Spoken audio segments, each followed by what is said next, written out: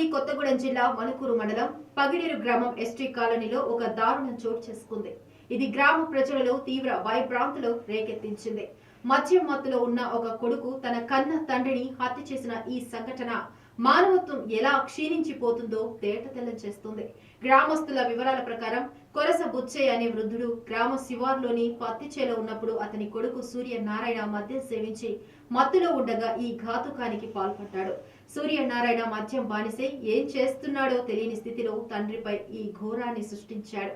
ఈ సంఘటనతో గ్రామంలో విషాద ఛాయలు అలుముకున్నాయి. అందరూ దీనిపై తీవ్ర దిగ్భ్రాంతిని వ్యక్తం చేస్తున్నారు.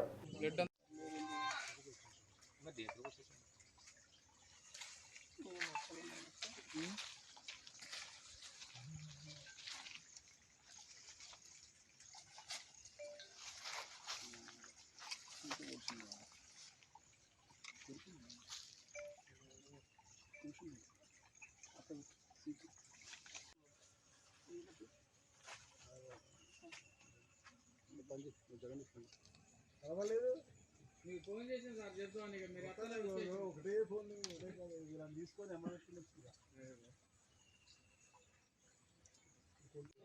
మందు కొట్టి భార్య ముగ్గురు కొడుకులైతే ఇద్దరు చచ్చిపోయారు సార్. వీడు ఒకడే ఉన్నాడు. పెద్దోడు చచ్చిపోయాడు, చిన్నోడు చచ్చిపోయాడు. పెద్దోడు చచ్చిపోయాడు, చిన్నోడు చచ్చిపోయాడు. వీడు